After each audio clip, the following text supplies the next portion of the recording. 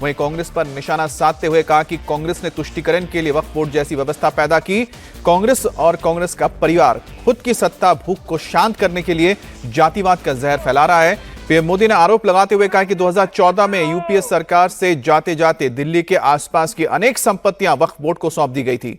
वहीं दूसरी तरफ वक्फ बिल को लेकर आज से एक बार फिर मुस्लिम संगठन लामबंद होने जा रहे हैं, लेकिन पीएम मोदी के इस मैसेज से वक्फ के नाम पर गोलमाल करने वालों की धड़कनें बढ़ गई हैं।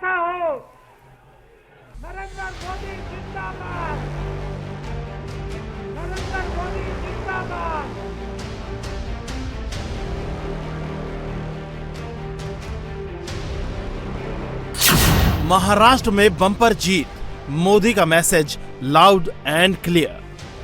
संविधान के साथ इस परिवार का विश्वासघात है। मोदी सख्त, क्या विंटर सेशन में खत्म होगा वक्फ का वक्त? संविधान में वक्फ कानून का कोई स्थान ही नहीं है। वक्फ पर मोदी का वार, कांग्रेस को लग गई मिर्ची। परिवार की सत्ता भूख इतनी विकृति हो गई है कि उन्होंने सामाजिक न्याय की भावना को भी चूर चूर कर दिया। महाराष्ट्र विधानसभा चुनाव में बम्पर जीत के बाद बीजेपी जहां एक हैं तो सेफ हैं के नारे को आगे बढ़ा रही है, वहीं विंटर सेशन से पहले पीएम मोदी वक्फ संशोधन बिल पर खुलकर सामने आ गए हैं। पीएम मोदी ने महाराष्ट्र की जीत के जश्न के दौरान देश को लाउड एंड क्लियर मैसेज दे दिया कि देश में वक्फ के लिए कोई जगह नहीं होगी। बाबा साहब आम्बेडकर जी ने जो संविधान हमें दिया है ना, जिस संविधान की रक्षा के लिए हम प्रतिबद्ध है, संविधान में वक्फ कानून का कोई स्थान ही नहीं है।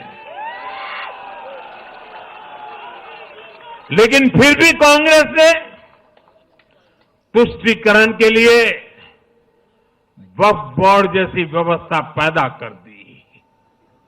ये इसलिए किया गया ताकि कांग्रेस के परिवार का वोट बैंक बढ़ सके। सच्ची पंथ निरपेक्षता को कांग्रेस ने एक तरह से मृत्यु दंड देने की कोशिश की है। वक्फ बोर्ड के सहारे पीएम मोदी ने कांग्रेस को भी जमकर आड़े हाथों लिया। पीएम मोदी ने सीधा आरोप लगाया कि कांग्रेस ने तुष्टीकरण के लिए वक्फ कानून बनाए। कांग्रेस ने संविधान के साथ विश्वासघात किया। संविधान के साथ इस परिवार का विश्वासघात है। कांग्रेस ने तुष्टीकरण के लिए कानून बनाए, सुप्रीम कोर्ट के आदेश तक की परवाह नहीं की। इसका एक उदाहरण वक्फ बोर्ड है। दिल्ली के लोग तो चौंक जाएंगे। हालात ये थी कि 2014 में इन लोगों ने सरकार से जाते जाते दिल्ली के आसपास की अनेक संपत्तियां वक्फ बोर्ड को सौंप दी थी। पीएम मोदी यही नहीं रुके, उन्होंने ये भी आरोप लगाया कि कांग्रेस पार्टी ने सत्ता की भूख के लिए देश में जातिवाद का जहर घोला।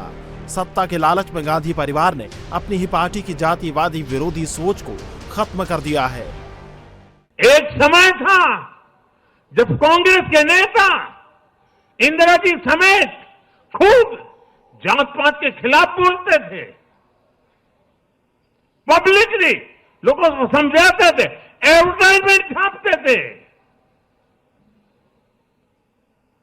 लेकिन आज यही कांग्रेस और कांग्रेस का एक परिवार खुद की सत्ता भूख को शांत करने के लिए जातिवाद का जहर फैला रहा है। इन लोगों ने सामाजिक न्याय का गला घोंट दिया है।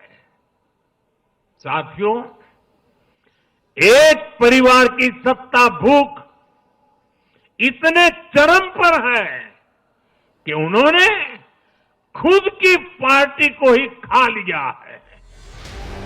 पीएम मोदी के इस मैसेज से साफ है कि सरकार वक्फ संशोधन बिल को लेकर बनी जेपीसी की तैयार रिपोर्ट को शीतकालीन सत्र में हर हालत में पेश करेगी। हालांकि जेपीसी में शामिल विपक्षी दलों के सांसदों ने जेपीसी की समय सीमा को बढ़ाने की मांग की है, लेकिन जेपीसी के अध्यक्ष जगदम्बिका पाल इसे आगे बढ़ाने के मूड में नहीं दिख रहे हैं।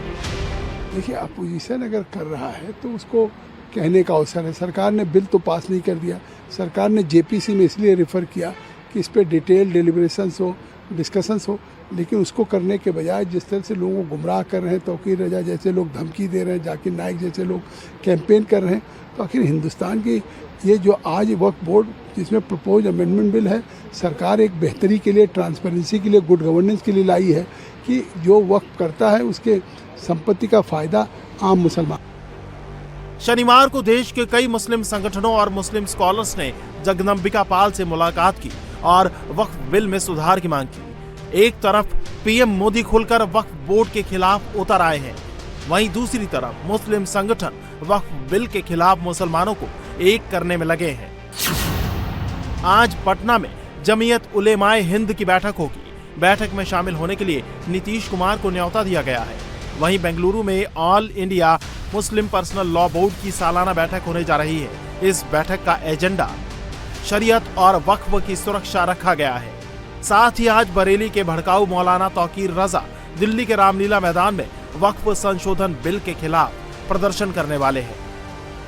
हालांकि दिल्ली पुलिस ने तौकीर रजा को प्रदर्शन की इजाजत नहीं दी है। इस पर तौकीर रजा ने ऐलान कर दिया है कि भले ही उनकी परमिशन कैंसिल कर दी गई हो, लेकिन वो रामलीला मैदान में जाकर ही रहेंगे। अपने लोकतंत्र की हिफाजत के लिए, अपने संविधान की हिफाजत के लिए हमने जो ऐलान किया था, अगरचे पुलिस ने हमारी परमिशन को रद्द किया है, लेकिन हमने जो ऐलान किया था, हम बहरहाल रामलीला ग्राउंड पहुंचेंगे। और तमाम लोगों से मैं ये अपील करता हूं कि जिन लोगों ने रामलीला ग्राउंड पहुंचने का इरादा किया है, वो अपने उस इरादे पर कायम रहे। तमाम लोगों को रामलीला ग्राउंड पहुंचना है।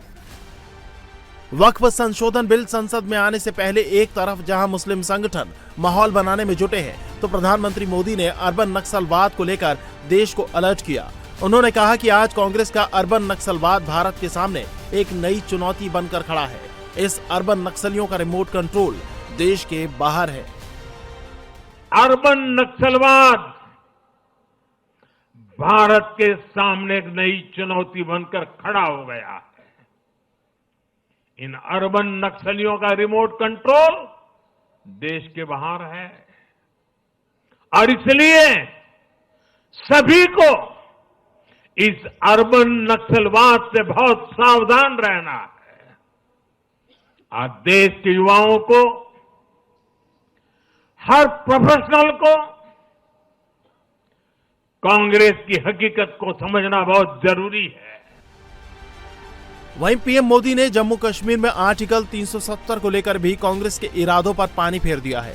प्रधानमंत्री ने अपने संबोधन के दौरान कहा कि महाराष्ट्र के जनादेश का एक और संदेश है, पूरे देश में एक ही संविधान चलेगा, वो संविधान जो बाबा साहब अंबेडकर का संविधान है, भारत का संविधान है। देश में जो दो संविधान की बात करेगा, उसको देश पूरी तरह से नकार देगा।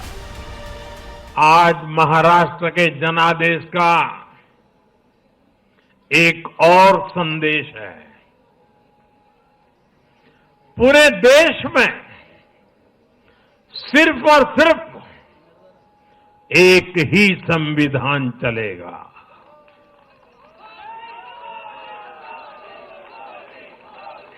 वो संविधान है बाबा साहब आम्बेडकर का संविधान, भारत का संविधान।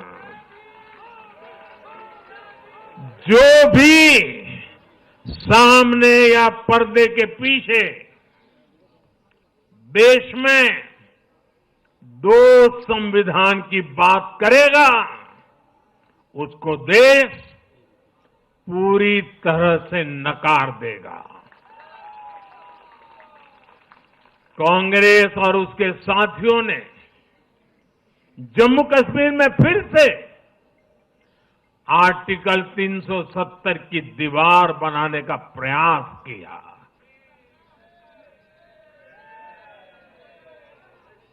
वो संविधान का भी अपमान है। महाराष्ट्र ने उनको साफ साफ बता दिया कि ये नहीं चलेगा। अब दुनिया की कोई भी ताकत, और मैं कांग्रेस वालों को कहता हूं कान खोल के सुन लो,